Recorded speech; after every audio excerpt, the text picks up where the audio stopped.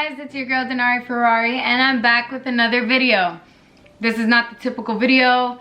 This is not even something that I've ever thought that I would have to post or I would ever post on my channel in my life. But expect the unexpected, and I'm just gonna go right into it.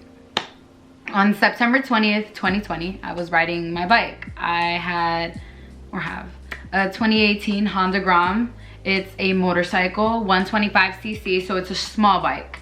I'm 134 pounds, 5'2", with an attitude, so small bike, small girl, whatever. On that day, I was hit by a car, a BMW to be exact, 5 Series, big body. And so I'm gonna go based off word of mouth, videos, pictures, text messages, you name it, I got it. So I was with about 35 to 45 bikes. Sunday Funday. If you know me, you know that I almost rode every day.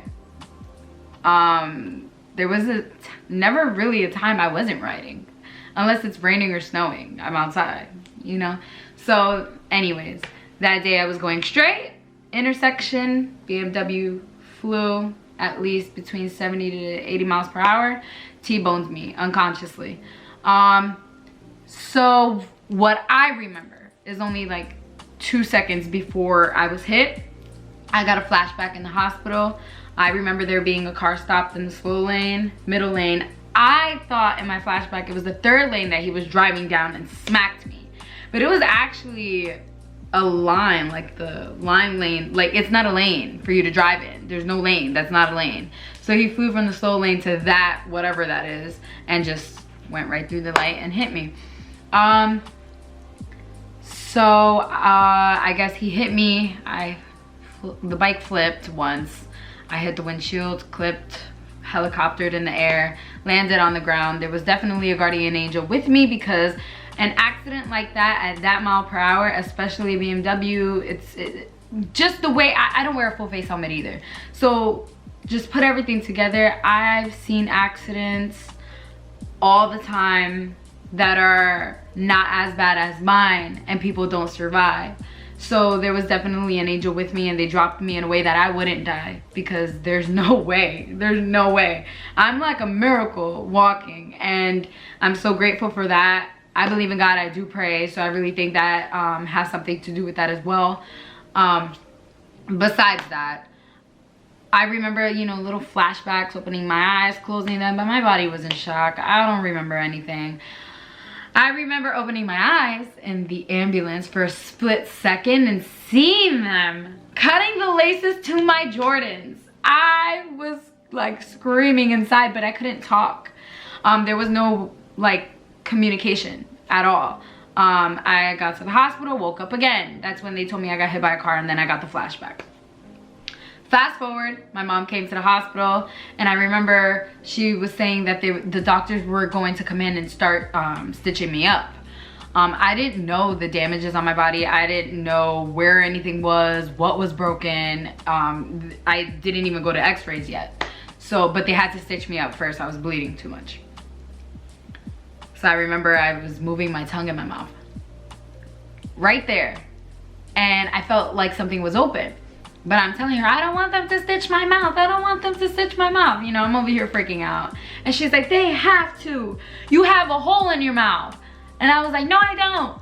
But remember, I'm just going through it.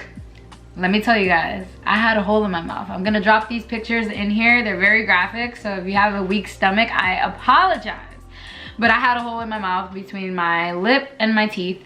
They had to stitch that up. I had a gash under my chin. I have the scar right here. It was from the strap of the helmet. It dug into my skin and cut it open. So they had to stitch that up as well. I had a gash on my thigh. They had to stitch that up. And then, last but not least, the peg went through my tongue of the Jordan and sliced my foot open at the top. And it was so wide that they had to squeeze the skin together just to stitch that whole thing up beautifully, so that I didn't have a very bad scar. So yeah, there goes that. So then fast forward. I went out again. Remember waking up, and then my mom told me I had to sign off on a blood transfusion and that I was going into emergency surgery. I was in a white room. I hear ding, ding, metal touching metal, and I was out. I woke up again the next day. I don't remember what time I woke up, but I definitely woke up with a cast on, and I started freaking the f out. I'm claustrophobic. Like, my arm can't move. I'm freaking out. So then the following day, which was Monday, they started to tell me what exactly happened to my body, what bones were broken, where I had the stitches. So I broke my right foot on the right side, along with having that gash at the top, which made the pressure and the bruising worse. I broke my right shoulder. Nothing you could really do, you just let it repair itself. And then I broke my elbow. I broke the humerus bone. I heard that your elbow is the hardest bone to break in your body. So I broke that, and then I underwent surgery, and they had to repair it with a plate and a screw. Again, a plate and a screw. Now, rewind real quick. Never in my life, ever, had I had surgery, stitches, holes in my body, broken bones. I've never had anything, and I got everything at once. So there goes that. So fast forward, I couldn't even use the bathroom. They had to put a bucket under me just to pee, and then they would wipe me. I couldn't walk, I couldn't really stand. I had internal bruising. I'll drop that picture in here as well. It was from like my ass cheek to my back, and it was like bad bruising. Like, I could not stand up. There was so many blood clots. And to top off all of this, the cherry on top, I had my period. I know that might be too much information, but I had my period, so I lost a lot of blood. So you guys can only imagine how the fuck I was feeling. Not good at all. And I'm a very independent person, and this was a time in my life where I had to really depend on people because I couldn't do anything myself. Physical therapy started walking in every day, morning to night, trying to make me walk, but I couldn't walk. There was no way of me being able to lift a cane if this was broken and this was broken, and I have a cast on. So then the very last day in the hospital, I took a couple steps. They discharged me. I was out. I got home, tucked myself into bed, fell asleep, and I woke up in a panic attack. Started straightening out the elbow in the cast, hurting myself, like stretching it out because I was just panicking. I felt like I was stuck in a box. Same thing with my foot. I started stretching my foot out, and I was just hurting myself. And then I just had to call my brother. He calmed me down. I kept crying, and then I went back to sleep. Woke up in the morning, and then that was my first day to my road of recovery. Road to recovery. Oh my God, I can't even talk. 2 weeks after that, they took the hard cast off, and I started crying. So emotional. They took that off. I had a brace, like a robot arm.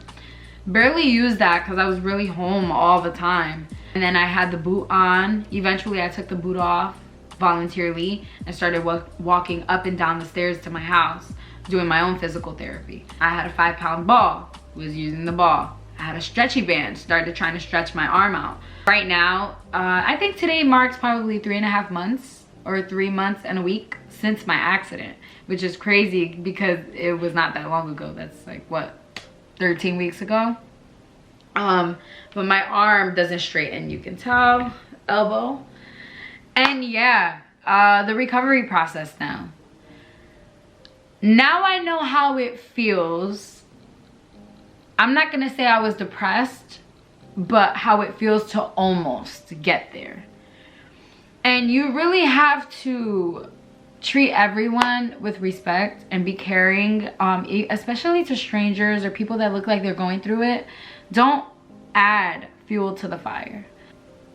You won't know a traumatic experience until you go through one, and trauma, mental health, depression, stress, all of it is huge. It's not a little thing.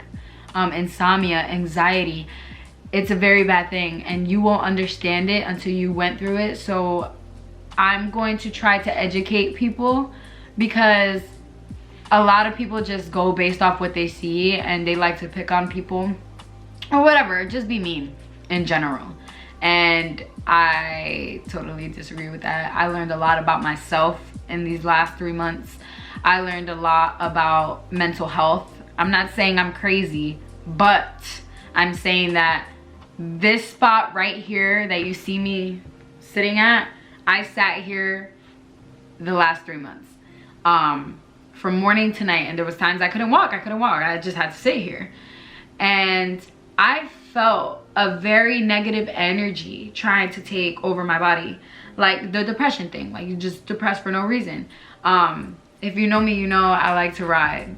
I'm a Sagittarius, and I'm very into the astrology and horoscope thing. And if you read up on Sagittarius, they're very adventurous. I'm also introverted when I'm home. I love to be home, but I'm very extroverted. I like to go outside when I want to go outside. And at this time was when I was very limited and I couldn't go outside. I had no choice but to stay inside. So it was like my mind was trying to take over. All the negative shit. Like I just sat here and wanted to cry all day because I didn't know what to do. And in the beginning, I was very in denial. Like I just kept asking people, like, why am I alive? How am I alive? Versus I'm so happy to be alive. And then there was that shift, because I'm a very strong person, and that's one, I'm gonna humbly say that. I'm a very strong and brave person, and I've always had this energy, and people who I am close with, and if you're watching this right now and you told me this, I have this energy that's like unmatched. You feel it when you walk in the room that I'm sitting in. And I have this ability to empower myself. I have this ability to tell myself, like, you are that bitch. You have a purpose. I could look in the mirror and tell myself that you have a purpose and you're here for a reason. And this really taught me that I do have a purpose. Whether it's YouTube, whether it's dancing, whether it's with the bikes or the cars, regardless of what it is, I have a purpose for being here, and God gave me a chance to find that. Trauma is a big thing, depression is a big thing, and I didn't want to be there. I didn't want to be depressed. So I started to paint my canvases and write down my goals, figure out ways to make money again, all over again with the drinks and stuff like that, and try to just get on my feet. I wanted to walk again. I couldn't even stand. I had to get help bathing. The first month, almost 5 weeks from when I was hit. That's uncomfortable. Like having someone in the bathroom scrubbing you down is like the weirdest thing ever, because I'm independent. I don't need that. I don't need that now. So it was weird needing that then. And just thinking about it, like, wow, somebody was helping me bathe. I had to sit in a chair in the bathtub because I couldn't take showers.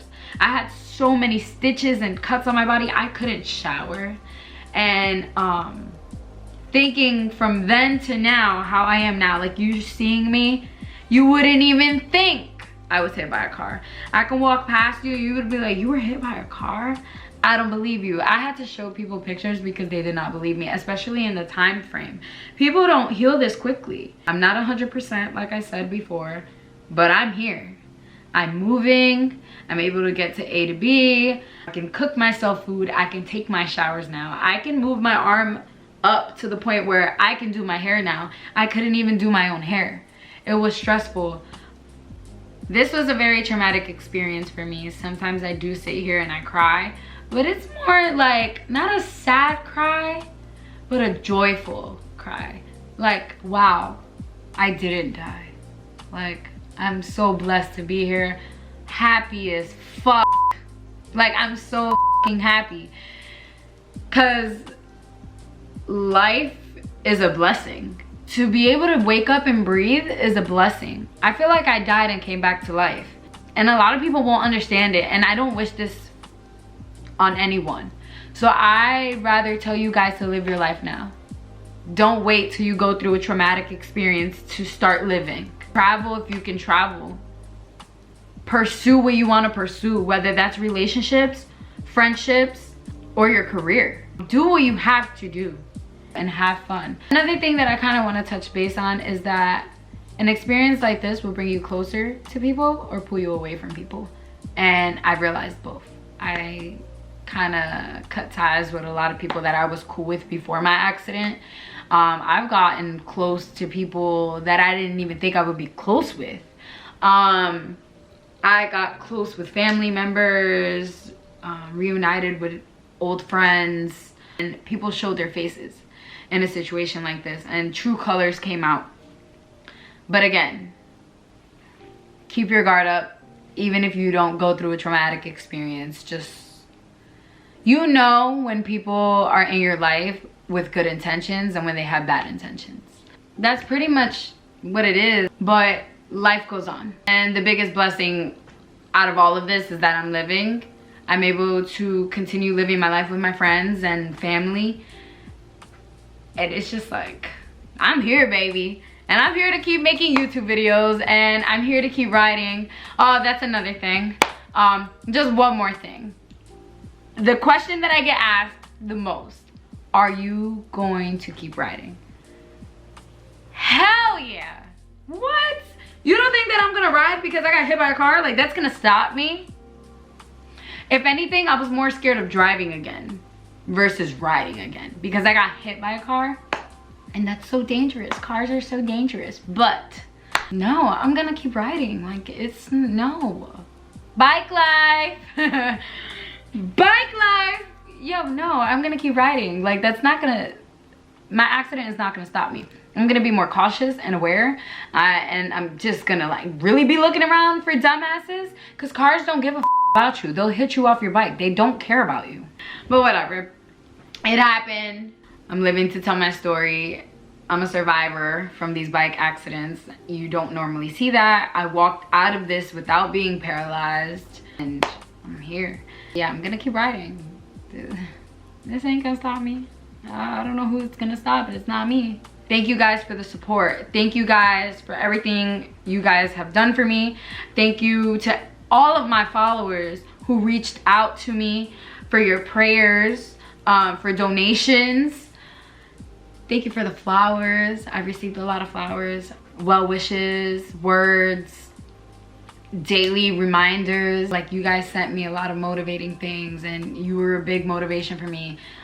It kept me focused throughout this whole thing. I can't wait to continue doing these videos. Hopefully this is the last ever video I make like this ever again in my life. And yeah, it's your girl Denari Ferrari, and I'll be back with more videos. Peace. Hey guys, I'm back real quick. I recorded this video earlier today, and I was watching it over and over while I was editing, and I feel like I missed out the part where you will have bad days after something like this, along with good days. But it's not always going to be 100%, and life is not going to just bounce back immediately. Even when you feel good, you're going to have bad days. I'm not saying that you're going to suffer from PTSD, but you do sometimes sit down and overthink the situation and what could have happened rather than what did happen. And when you find yourself in a slump, sometimes you just got to snap out of it. But I just wanted to throw that in there. Because of my energy and stuff like that, I smile a lot and I laugh a lot, and I make jokes out of a bad situation just to find the light in the situation, and to make you guys feel that as well. So I just wanted to tell you guys that, and I also wrote a little letter to you guys that's coming up next. So stay safe, stay alert, love your loved ones, love yourself, love your life. You only have one, so live it.